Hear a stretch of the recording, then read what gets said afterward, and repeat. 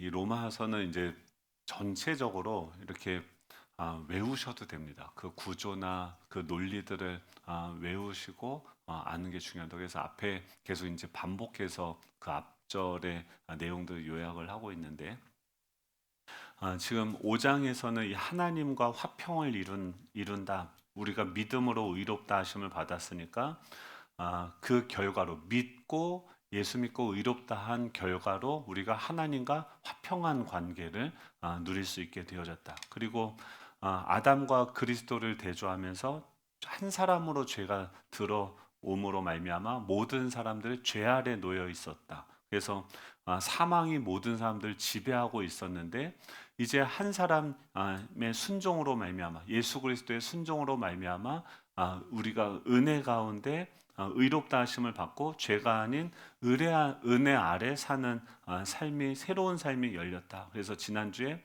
죄가 더한 곳에 은혜가 더욱 넘쳤다. 이 말은 뭐냐면 지금 우리의 죄가 온 땅에 관영해서 모든 사람들이 그 죄와 사망의 지배 가운데 있었는데 그 죄가 이 땅에 컸지만 하나님의 은혜는 더 크게 임하였고 그 은혜가 우리를 의롭게 하고 영생에 이른다라고 이야기하는 거죠.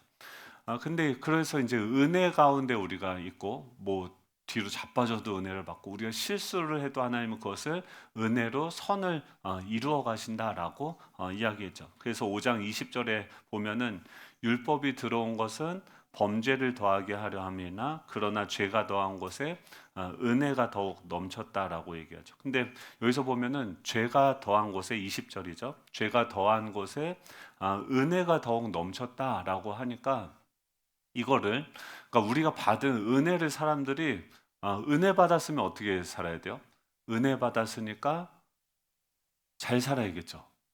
그렇죠? 근데 이것을 어떻게 또 악용을 하게 되어집니까? 지금 죄가 더운 곳에 은혜가 넘쳤다. 나는 이제 은혜 가운데 이제 거하는구나. 이제 죄를 져도 그러니까 은혜를 뭐처럼 생각하냐면 무제한 리필로 생각을 하는 거예요. 그래서 고깃집 가면 어떻게 합니까? 무한 리필 써 있으면은 그냥 마음껏 먹어도 되겠구나. 아껴둘 필요가 없겠다라는 생각이 들어서 평소보다 훨씬 많은 양의 고기를 양을 접시에 담게 되어지죠. 마찬가지로 지금 이 제한이 없다. 은혜 가운데 있다. 하나님이 우리를 용서하시고 은혜로 우리를 대하신다라는 그 사실을 사람들은 오해하는 거죠. 어떻게 오해하냐면 어차피 하나님은 용서해 주시니까 죄를 져도 하나님의 은혜로 다 덮어주시지 않는가. 우리는 은혜 아래 있으니까 조금쯤은 죄를 져도 괜찮지 않을까라고 지금 우리가 받은 이 은혜를 가지고서 은혜를 받았으면은 이제 죄로부터 자유해져서 이 죄를 안 지을 수 있는 자유가 있는데 그런 건 생각을 안 하고 또 더 적극적으로 선을 행할 수 있는 자유가 있어요. 이제 하나님의 뜻대로 하나님의 성품대로 살아갈 수 있는 능력이 우리 가운데 이제 있게 되어졌는데 이런 쪽으로는 생각을 안 하고 뭘 생각하냐면 다시 옛사람의 그 사고방식대로 저 죄를 져도 이번 한 번만은 또 이렇게 죄를 져도 하나님은 또 용서해 주고 또 은혜를 주시겠지 무제한 리필처럼 하나님을 생각하는 사람들이 그 당시에 있었을까요 없었을까요? 지금은 있을까요 없을까요? 있죠. 그래서 사도 바울이 그것까지 이런 오해가 생길 것도 명확하게 알고서 미리 얘기를 합니다. 그래서 로마서 6장 1절 오늘 본문에 그렇게 얘기하죠. 같이 읽어볼까요? 1절입니다. 시작. 그런즉 우리가 무슨 말 하리요? 은혜를 더하게 하려고 죄에 거하겠느냐? 지금 질문하는 거죠. 그러면 무슨 말을 합니까? 지금 은혜를 더하게 하려. 죄가 있으면 죄보다 은혜가 더 크니까 내가 죄를 짓고 내가 넘어져도 은혜 가운데 있으니까 은혜가 임하니까 그러면은 내가 죄를 어느 정도 져줘야 은혜가 더 임하겠구나라고 생각할 수 있다. 그렇게 생각할 수 있냐? 아니다. 그러면 우리가 무슨 말을 은혜를 더하게 하려고 죄를 거하게 하는가? 그는 뭐라고 합니까? 2절에 보면 그럴 수 없다라고 이야기합니다. 명확하게 얘기합니다. 그러니까 하나님이 은혜를 주셨죠. 그래서 어, 이 하나님의 은혜는요 무제한이 맞죠. 끝이 없는 게 맞죠. 하나님은 우리를 사랑하시는 그 사랑을 그 어떤 것들도 끊을 수 없다라고 말씀하셨고 그 사실이 맞습니다. 그런데 그 은혜를 주시는 것은 죄를 마음껏 지으라고 주신 면허증이 아니라 이 죄로부터 벗어나서 새롭게 살 수 있게 하는 능력으로 은혜를 주신다라고 하는 것이죠. 이 진짜 은혜를 경험한 사람은요, 지금 하나님, 은혜가 그냥 값없이 우리에겐 주어졌지만 그 은혜에는 뭐가 있습니까? 하나님의 지독한 엄청난 그 희생이 있는 거죠. 예수 그리스도가 십자가의 그 모진 고통과 수치와 모든 좌절을 경험하면서, 배신을 경험하면서 자신의 아들을 값으로 내어주심으로 말미암아 우리를 구속하신 것인데, 그것을 정말 안다면, 예수 그리스도의 그 십자가의 사랑을 안다면, 내가 받은 그 십자가의 은혜가 무엇인지를 안다면 그 받은 사랑을 죄를 계속해서 짓고 계속해서 자기 마음대로 살아가는 그 죄를 처리하는 그냥 자동 판매기처럼 사용할 수 있는가? 은혜를 그런 식으로 사용할 수 있는가? 그럴 수 없다라고 이야기하는 거죠. 그리고 그렇게 살 수 없다라는 것을 오늘 본문에 대해서 설명하는 것이죠. 진짜 은혜를 경험한 사람은요, 죄를 가볍게 여기지 않습니다. 오히려 죄에 대해서는 죽은 자요, 하나님에 대해서는 산 자로 살아가게 된다라고 본문에서 이야기하는 거죠. 즉, 오늘 본문은 은혜 가운데서 살아간다는 것이 무엇인가, 어떻게 은혜 가운데서 살아가야 되는가에 대한 이 복음의 정체성에 대해서 우리에게 제시하고 있는 거죠. 두 가지로 얘기하는데, 이 첫 번째는 우리가 은혜 아래 산다고 하는 것은 우리가 죄에 대해서 죽은 자로 여기게 된다라고 하는 것입니다. 3절이죠. 3절부터 우리 7절까지 한번 읽어보도록 하겠습니다. 무릇 그리스도 예수와 합하여 세례를 받은 우리는 그의 죽으심과 합하여, 그러므로 우리가 그의 죽으심과 합하여 세례를 받음으로 그와 함께 장사되었으니 아버지의 영광으로 말미암아 그리스도를 죽은 자 가운데서 살리심과 같이 우리로 또한 새 생명 가운데서 행하게 하려 함이라. 만일 우리가 그의 죽으심과 같은 모양으로 연합한 자가 되었으면 또 그의 부활과 같은 모양으로 연합한 자도 되리라. 우리가 알거니와 우리의 옛사람이 예수와 함께 십자가에 못 박힌 것은 죄의 몸이 죽어 다시는 우리가 죄에게 종노릇하지 아니하려 함이니, 이는 죽은 자가 죄에서 벗어나 의롭다 하심을 얻었습니다. 아멘. 지금 이 죄에 대해서 죽었다. 여러분, 죄를 이길 수 있습니까? 죄의 유혹이 올 때 그 유혹에 굴복하지 않고 저항하며 오히려 그 죄의 유혹을 이기고 선을 행할 수 있으십니까? 이게 지금 우리가 너무나도 많이 고민하는 거죠. 그러니까 예수님을 믿고 은혜를 받았다라고 하지만 여전히 죄는 우리에게 치명적으로 유혹으로 다가오고 어떤 죄의 세력들이 우리 가운데서 역사하는 시간들을 너무나도 많이 경험하게 된다는 거죠. 그렇다고 한다면 그 죄의 세력을 어떻게 이길 수 있는가? 어떻게 은혜 가운데 살면서 은혜가 준 그 영적인 자유를 이 죄를 짓는 데 사용하지 않고 이 하나님에 대해서 살아있는 자로 살아갈 수 있는가에 대해서 이야기하는데, 지금 바울은 뭘 얘기하냐면 세례를 받았냐라고 물어보고 있는 거예요. 세례라고 하는 개념을 지금 들고 오게 되어집니다. 여러분, 세례를 받으셨습니까? 이 세례가 무엇입니까? 그냥 단순히 종교적인 의식, 그래서 물에 들어갔다, 그 당시에는 침례를 했으니까 물에 들어갔다 나오는 어떤 공적인 어떤 행위들을 로만 이야기하는 것이 아니죠. 이 세례라고 하는 것은 무엇이냐면 이 예수님과 함께 연합되어졌다, 연합된 자다라고 계속해서 설명하면서 예수님이 십자가에 죽으셨는데 그것과 함께 연합되어져서 우리도 죽은 자가 되어졌고, 또 예수님이 장사되셨는데 그것과 함께 우리가 장사되어졌고, 예수님 부활하셨는데 우리가 그 예수님과 함께 부활했고, 또 에베소서 2장 4절 5절에서 뭐랍니까? 예수님이 다시 하늘로 하늘로 올라가셔서 하나님 보좌 우편에 앉으신 것과 함께 우리가 연합해서 하나님 보좌 우편에 함께 앉아 있다라고 이야기하는 거죠. 즉, 이 세례를 어떤 개념으로 설명하냐면 그리스도와 우리가 연합되어졌다라고 이야기하고 있는 것이죠. 이 그리스도와 연합이 되어졌다라고 하는 것은 쉽게 얘기하면 예전에는 우리가 죄의 지배를 받았다, 죄의 가운데 거했다, 사망의 지배를 받았다라고 하는 것은 이 사망과 우리가 연합되어져 있었다는 거죠. 이 죄의 지배를 받고 있었고 죄와 나는 전기선처럼 연결되어져 있었죠. 그래서 죄가 말하면 자동으로 움직일 수밖에 없는 그런 존재였었습니다. 그런데 예수님이 우리 가운데 오셔서 그분과 연합되어져서 함께 죽고 다시 거듭나고 다시 살아나고 보좌 우편에 앉아있다. 여러분이 지금 예수님을 믿는다고 한다면, 예수님과 연합되어졌다고 한다면 우리의 위치는 어디 있냐면 우리가 엘리베이션 워십이라고 하지 않습니까?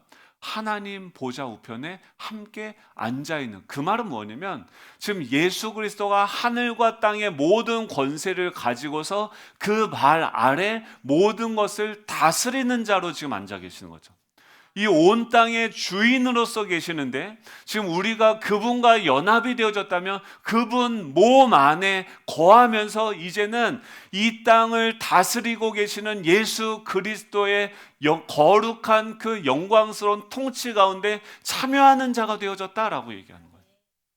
예전에는 그 죄의 지배 아래서 사단이 우리를 끌고 다니는 대로 우리가 끌려다닐 수밖에 없었어요. 그런데 그 사단에게 연결되어져 있는 그 전기선을 예수 그리스도가 끊어버리신 거죠. 십자가로 전원을 끊어버리신 거죠. 그래서 죄가 유혹을 해도 전원이 끊어진 스마트폰처럼 반응하지 않아도 되는 상태가 되어졌다는 거죠. 이거를 회사로 비유하면 예전에 다녔던 회사는 맨날 하여간 줄고장창 야근을 시키는 거예요. 그래서 그 상사가 아주 전문용어로 또라이예요. 그래서 계속 끝날 때만 되면 또 사적으로도 카톡을 보내고 이렇게 저렇게 막 일을 시키는 거예요. 근데 기쁜 소식이 있는 거예요. 그 회사를 사직하고 이제 새로운 나라로 이직을 한 거예요. 새로운 회사로 들어가게 되어진 거예요. 그런데 그 이전 상사가 또 전화가 왔어요. 그래서 당장 너 지금 어디 있어? 뭐해? 지금 와서 일해야지 라고 말하면 여러분 그 말을 들으시겠어요? 안 들으시겠어요? 왜 안 들어요? 그 상사가 눈을 시퍼렇게 뜨고 전화를 해서 막 하는데, 그쵸? 그래서 끝났어요. 할렐루야. 이렇다는 거야. 그러니까 우리가 전에는 죄와 사망의 지배를 받았고 그 상사가 우리를 요청했다 할지라도 이제 당장 와서 일을 해라, 당장 와서 죄를 져라, 너는 그런 자가 아니지 않냐, 이렇게 살아야 되지 않느냐, 우리한테 죄를 요구한다 할지라도 저는 이제 안녕하세요 과장님, 이사님 안녕하세요, 잘 지내시죠? 근데 왜 전화했어? 막 이러면서 이제 얘기할 수 있는 거죠. 왜 전화했지? 이제 그 회사 직원이 아닌데 하고 끊을 수 있는 상태가 되어졌다는 거예요. 예전에는 거절을 못했는데 지금은 법적으로도 신분적으로도 완전히 새로운 존재가 되어졌다. 성경에서는 계속해서 뭐라고 얘기하면 너희가 골로새서 3장 3절에도 너희가 이미 죽었다라고 이야기해요. 그래서 너희 생명이 지금 그리스도와 함께 하나님 안에 있다는 거예요. 지금 우리는 이미 죽었고 죄 유혹이 와요. 사단이 계속해서 우리를 정죄해요. 그때마다 우리는 어떻게 해요? 거절할 수 있다는 거예요. 야, 너네는 이미 패배했잖아. 너는 이미 예수님에게 이미 패배했잖아. 너희들은 이미 나한테 권리를 이제 주장할 수 없잖아. 여러분, 이렇게 그 죄의 유혹이 왔을 때 한번 거절해 보셨습니까? 해보세요. 돼요. 이거를 죄가 오는데, 유혹이 오는데 그거를 내가 막 그런 이상한 생각이 들고 막 분노가 일어나고 하는데, 그 사람을 보면 우리는 당연히 막 화를 내고 짜증을 내고 막 뭐라고 해야 되는 게 맞잖아요. 내 승질대로 하면.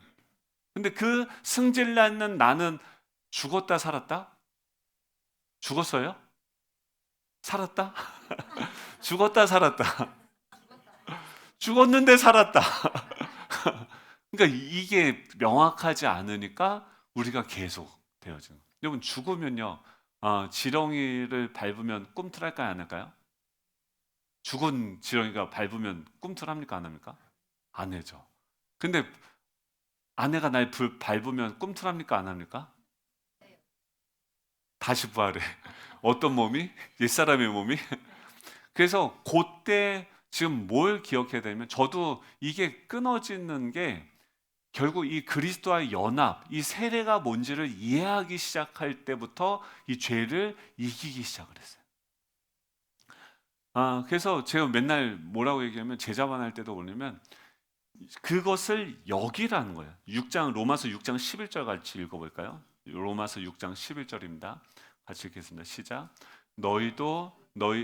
이와 같이 너희도 너희 자신을 죄에 대하여는 죽은 자요 그리스도 예수 안에서 하나님께 대하여는 살아있는 자로 여길지어다. 여기서 뭐라고요? 여길지어다라고 이야기합니다. 여기서 여길지어다는 로기조마이라고 하는 건데, 이게 감정적으로 그런 것 같아, 이게 아니라 계산하다, 세다, 간주하다, 믿고 받아들이라라는 거예요. 그러니까 너희는 죄에 대해서 죽었다, 하나님에 대해서는 살았다라고 여기라고 하는 것은 내가 그런 것 같아라고 지적인 동의를 요구하는 것이 아니라 이게 명령법입니다. 이게 뭐냐면 그냥 그렇게 믿고 받아들이라는 거예요. 내가 십자가에 못 박아 죽었다고 그냥 믿고 받아들이라는 거예요. 그게 믿음이라는 거예요. 여기라는 거예요. 마치 이 세다 계산하다, 이거는 그 당시에 은행 통장에, 여러분 은행 통장에 문자가 오죠. 입금이 되면은 문자가 와요. 띠링 하면서 100만 원이 입금되었습니다. 와, 그때 여러분 그 100만 원을 보셨어요, 안 보셨어요? 안 봤어요. 근데 100만 원이 입금된 것을 믿으세요, 안 믿으세요? 믿고 마음껏 긁죠. 지불하죠. 안 긁으세요? 저축을 하세요? 부자 되세요? 네. 그래서 그 100만 원이 들어오면은 입금되었다는 것을 보면은 그것을 내 잔고처럼 믿고 받아들이죠. 이게 뭐예요? 이게 여기다는 거예요.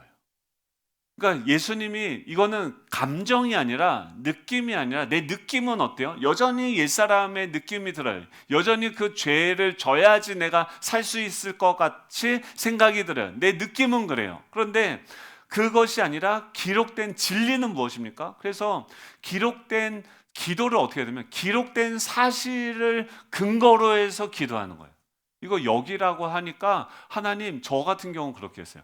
하나님, 지금 이런 유혹이에요. 저희는 아무튼 저는 사랑이 되게 많은 남자인 것 같아요. 그래서 결혼을 하면은 막 이런 음란 생각이 안 들 줄 알았어요.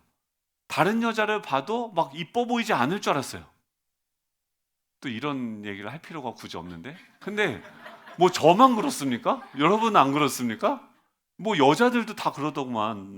남의 남자 보고서 막 멋있다, 내가 그놈하고 그때 그렇게 넘어가는 게 아니었는데 막 하면서 후회하지 않습니까? 안 합니까? 네.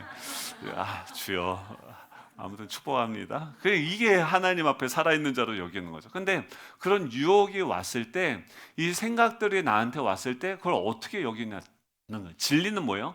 그 유혹에 취약하고 넘어지는 내 옛사람이 있었는데, 그 옛사람은 십자가에 못 박아 죽었습니다.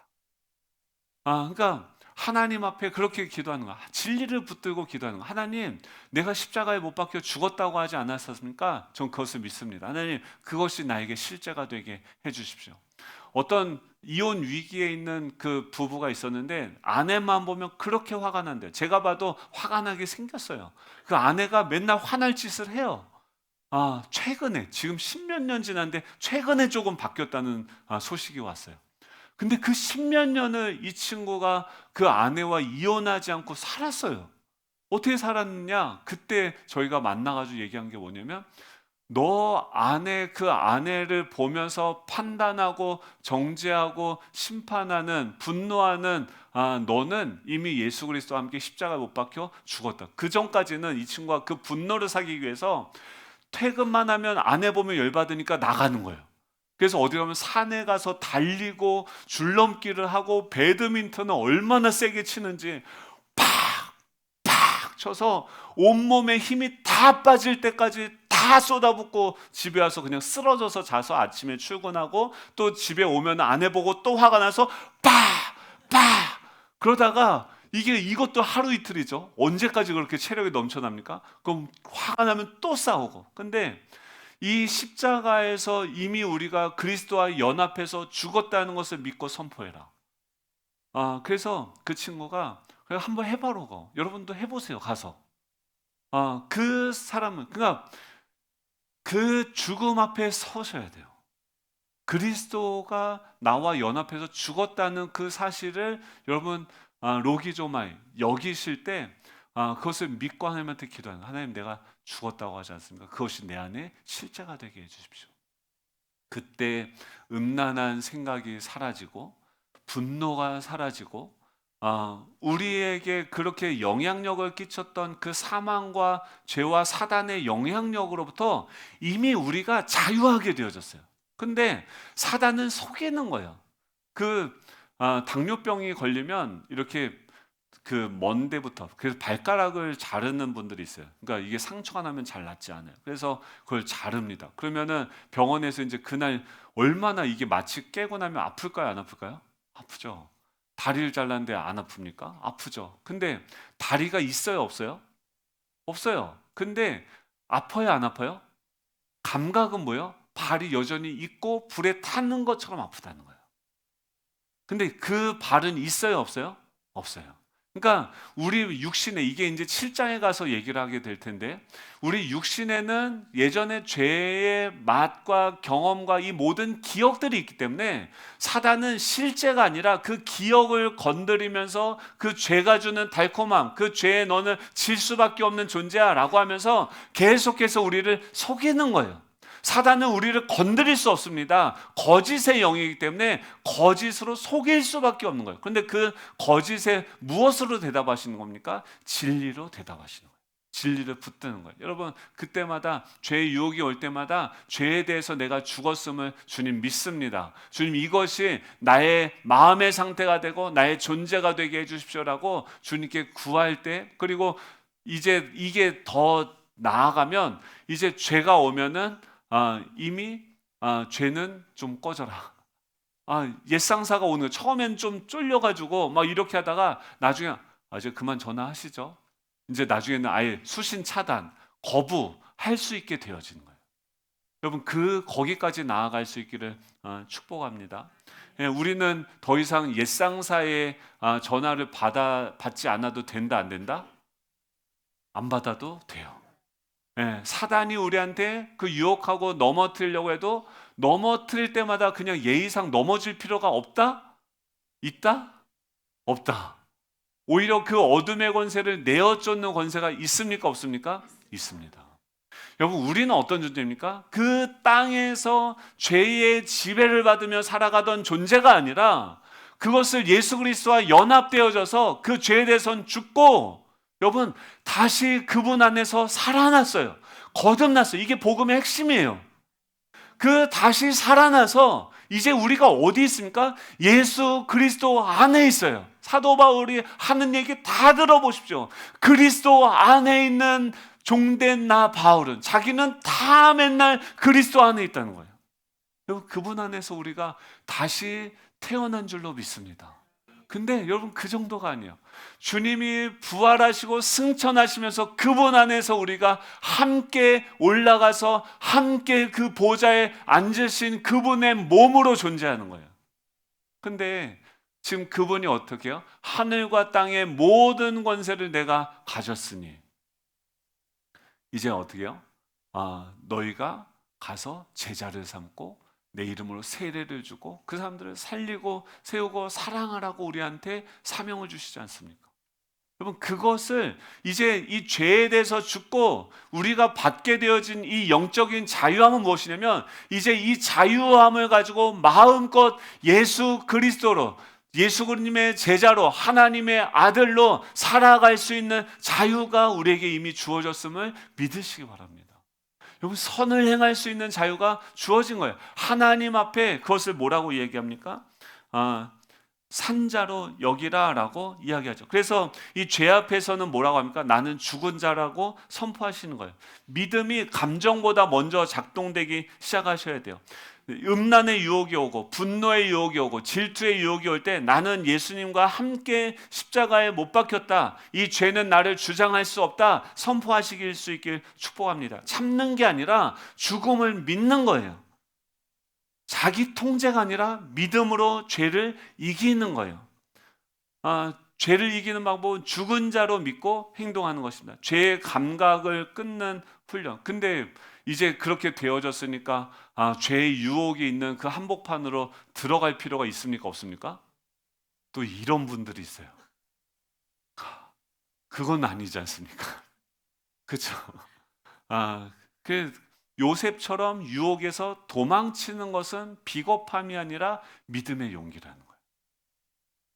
죄와의 싸움에서 도망도 이기는 방법 중에 하나라. 너무 그 사단이 싸움을 걸고 오는데 그걸 너무 인정해주고 그것에게 너무 기회를 주지 말라는 거죠. 그냥 사거리 무시할 수 있기를 축복합니다. 대적할 수 있기를 축복합니다. 진리를 선포할 수 있기를 축복합니다. 예수님이 하신 거 뭐예요? 사단이 광야에서 공격하는데 진리를 선포하심으로 그냥 끝났어요. 게임이. 진리를 아는구나. 내가 이길 수가 없구나. 그러면 사단은 무서워서 도망갑니다. 왜냐하면 진리를 안다면 그 사람이 가지고 있는 권세가 무엇인지도 알까 봐 도망가게 되는 거죠. 여러분 승리할 수 있는 저와 여러분 되기를 축복합니다. 두 번째로 우리가 은혜 아래 산다고 하는 것은 8절에서 뭐라고 합니까? 8절이죠. 같이 한번 읽어볼까요?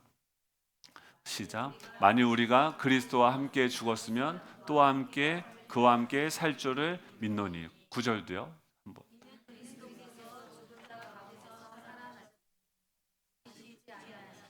사망이 다시 그를 주장하지 못할 줄을 알미로라. 지금 그리스도와 함께 죽었으면 또한 어떻게요? 그리스도와 함께 살았다, 살 줄을 믿는다라고 얘기해요. 이 말은 뭐냐면 그가 살아계시다고 하는 것은 지금 하나님에 대해서 지금 우리가 어떤 존재예요? 하나님하고 화평한 관계가 됐어요. 그러니까 그분 앞에 앉아 있어요. 모든 것을 다스리는 자로 앉아 있어요.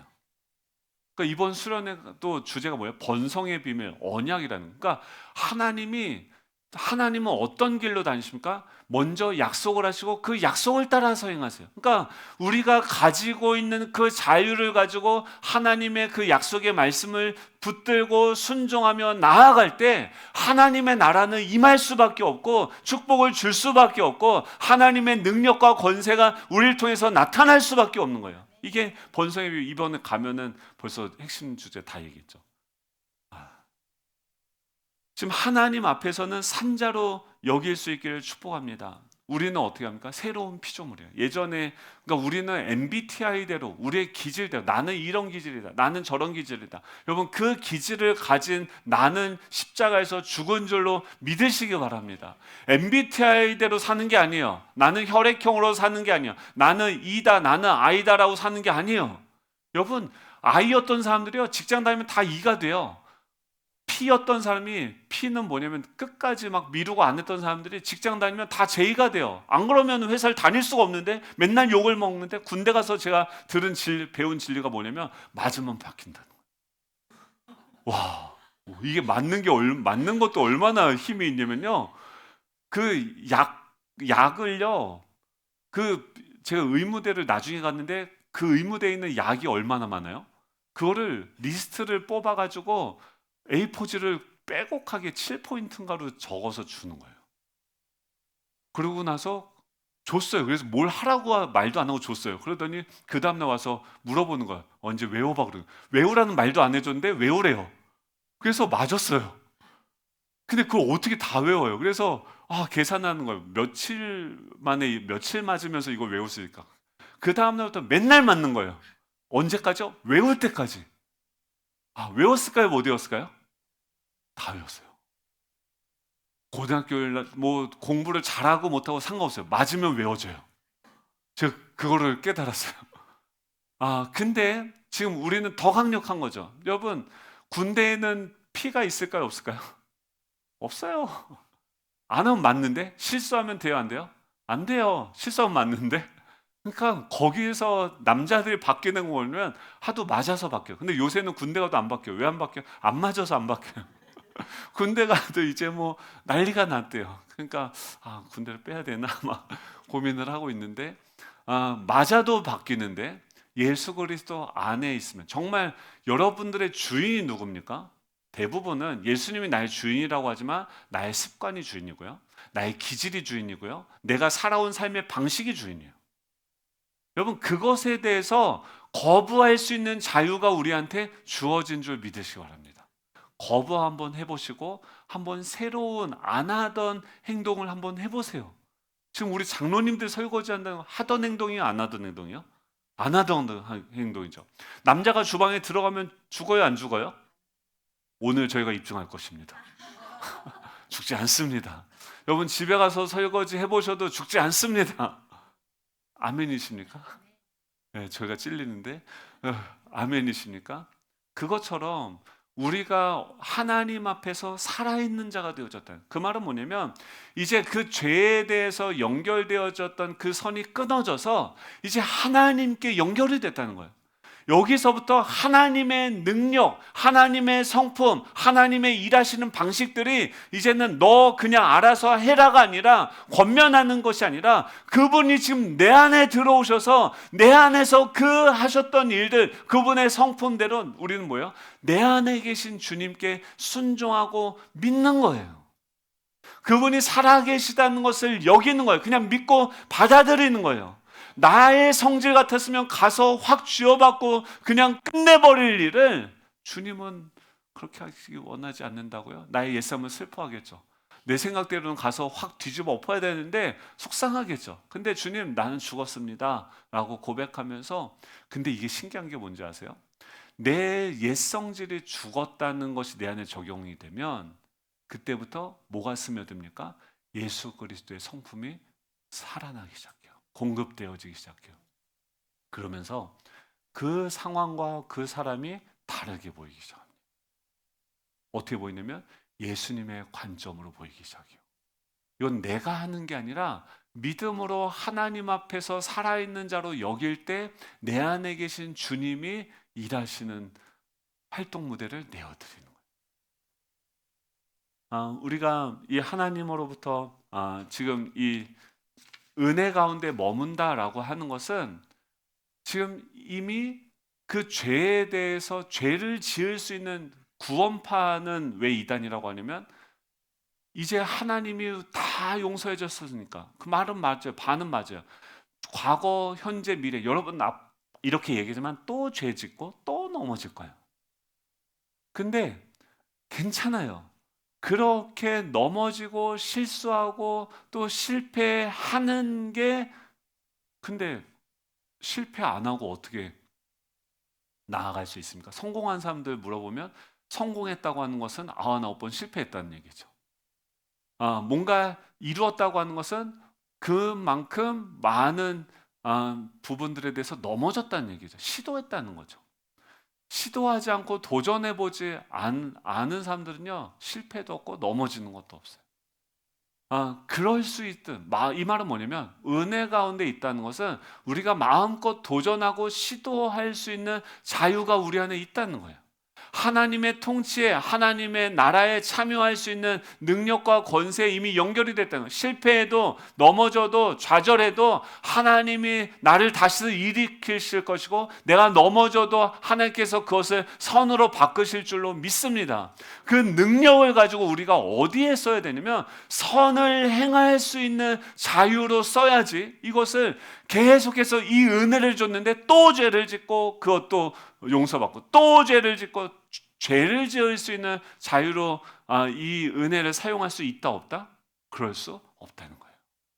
정말 그 사람이 하나님의 은혜, 십자가의 사랑을 경험했다고 한다면, 예수님이 나를 위해서, 내가 예수님을 십자가에 못 박고 예수님이 나를 위해서 피를 흘리고 예수님이 나를 위해서 그 고통을 당했다는 것을 정말 믿는다고 한다면, 예수님을 다시 그 연약한 그 죄에 대해서 나는 무력해, 나는 연약해 하면서 나를 넘겨주면서 예수님을 다시 십자가에 못 박을 수 없다는 거예요.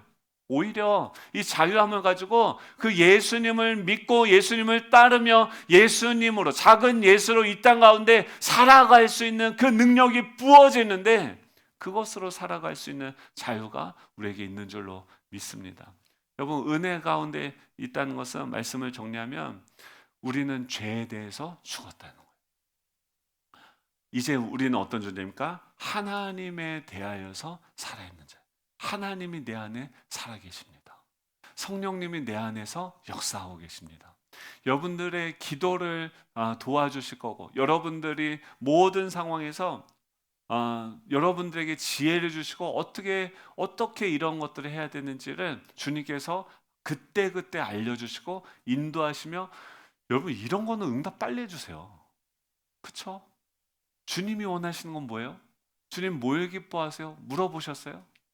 이런 거 응답 빨라요, 안 빨라요? 빨라요. 근데 내가 원하는 거는 이렇게, 하나님 로또가 되기를 원합니다. 주여 번호를 주옵소서. 8자리가 임합니다. 아멘 하고 딱 하면은 숫자가 임해요, 안 임해요? 안 임해요.